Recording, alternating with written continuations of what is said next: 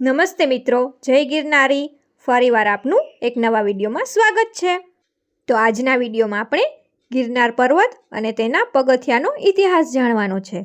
ગિરનાર પર્વત એ ભારત દેશના પશ્ચિમ ભાગમાં આવેલ ગુજરાત રાજ્યના જૂનાગઢ શહેરથી 5 કિલોમીટર ઉત્તરે આવેલો પર્વતોનો સમૂહ છે કે જ્યાં સિદ્ધ ચોરાસીના બેસણા છે. આ પર્વતમાં 5 ઊંચા શિખરો આવેલા છે, જેમાં ગોરખ શિખર 3600 ફૂટ, અંબાજી શિખર 3300 ફૂટ, ગૌમુખી શિખર 3120 ફૂટ, જૈન મંદિર શિખર 3300 ફૂટ અને માળી પરબ 1800 ફૂટની ઊંચાઈ ધરાવે છે. અને જેથી જ ગિરનાર પર્વત ગુજરાતનો સૌથી ઊંચામાં ઊંચો પર્વત છે. ગિરનારના 5 પર્વતો પર કુલ થઈને 866 તો મંદિરો આવેલા છે. પથ્થરોના બનાવેલા દાદરા અને રસ્તો એક ટોચ પરથી બીજી ટોચ પર લઈ જાય છે. અને એવું કહેવાય છે કે કુલ 9999 પગથિયા છે, પણ ખરેખર કદાચ તો 11000 પગથિયા છે. દર વર્ષે ગિરનારની પરિક્રમા થાય છે અને જેમાં લાખો લોકો જોડાય છે. હિન્દુ ધર્મમાં શ્રદ્ધાળુઓ માને છે કે ઉઘાડા પગે ગિરનારના પગથિયા ચડવાથી સ્વર્ગની પ્રાપ્તિ થાય છે. ગિરનાર ગુજરાતના ધાર્મિક સ્થળોમાંનો એક છે. પ્રાચીન અને અર્વાચીન બંને રીતે આ પવિત્ર સ્થળ ગિરનાર છે, જે હિન્દુ ધર્મ અને જૈન ધર્મના લોકો માટે મહત્વનું યાત્રાધામ છે. અહીં આવેલું મીરા દાતાર પણ મુસ્લિમોનું પવિત્ર સ્થાન છે. પુરાણકાર લેખકોએ અને કવિઓએ પોતાની કલમ દ્વારા ગિરનારને બિરદાવ્યો છે અને ઉપસાવ્યો છે. ગિરનારનું પરમ સૌંદર્ય વિશિષ્ટ અને વૈવિધ્યસભર વનસ્પતિઓને આભારી છે. યોગીઓ, સંતો, સિદ્ધો અને સાધુઓનું ગિરનાર નિવાસસ્થાન છે. તેની ગેબી ગુફાઓ અને કોતરોમાં અઘોરીઓ વસે છે. પુરાણમાં ગિરનારને રૈવત, રેવંત, રેવતક, કુમુદ, રેવતાચળ અને ઉજ્જયંત પર્વત તરીકે પણ ઓળખવામાં આવે છે. ગિરનારને વસ્ત્રાપથ પણ કહે છે, કારણ કે વસ્ત્રોનો ત્યાગ કરી જ્યાં સિદ્ધોએ તપ કર્યું, તેથી આ ક્ષેત્રને વસ્ત્રાપથ પણ કહે છે.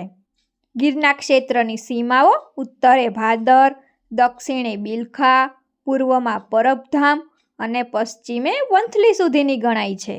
એક વાર્તા મુજબ કહેવામાં આવ્યું છે કે પહેલાં પર્વતોને પાંખો હતી અને તેઓ ઉડતા હતા. ઇન્દ્રએ જ્યારે બધા પર્વતોની પાંખો વજ્રથી કાપવા માંડી, ત્યારે રેવતક પર્વત છુપાઈ ગયેલો.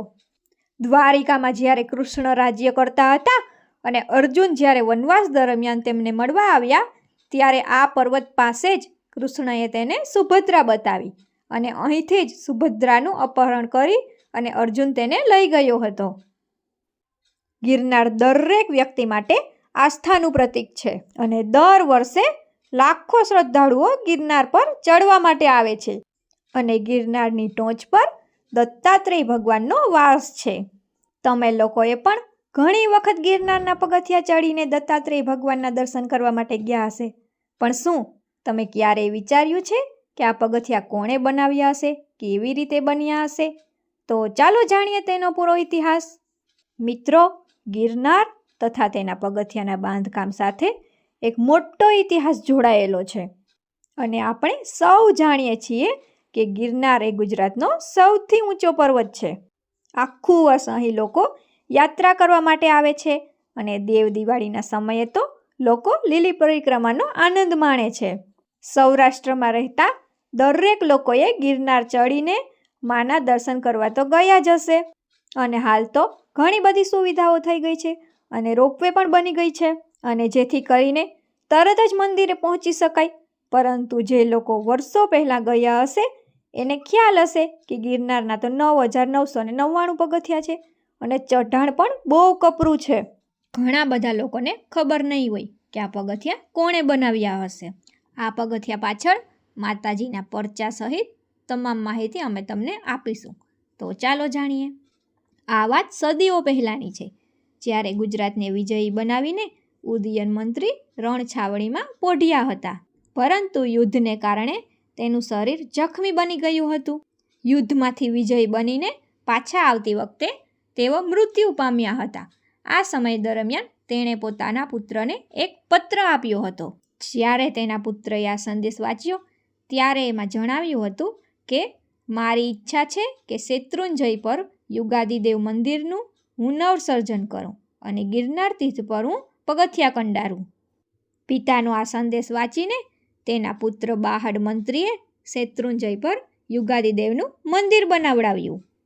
તેમણે મહામાત્ય ઉદયનની એક ઈચ્છા તો પૂરી કરી, પણ હવે ગિરનાર તીર્થ પર પગથિયા બનાવવાનું બાકી હતું. એ ઈચ્છા પણ તેને પૂરી કરવાની હતી. તેના પિતાના જણાવ્યા અનુસાર બાહડ મંત્રી ગિરનાર પર પગથિયા બનાવવા માટે જૂનાગઢ આવ્યા. અહીં તેઓએ પર્વત ઉપર ખડકો અને ભેખડો જોઈ.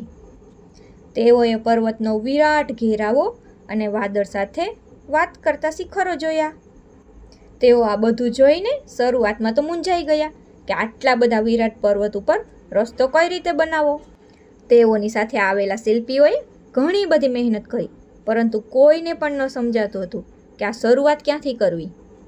બાહડ મંત્રીએ ખૂબ જ વિચાર્યું અને ખૂબ માથાકૂટ કરી, તેમ છતાં તેને ન સમજાતું હતું કે ગિરનાર માટેનો રસ્તો ક્યાંથી પસાર કરવો. ત્યારબાદ તેને ગિરનારની રક્ષા કરનાર મા અંબાની યાદ આવી. તેઓ સંકલ્પ કરીને માતા અંબાના ચરણોમાં બેસી ગયા.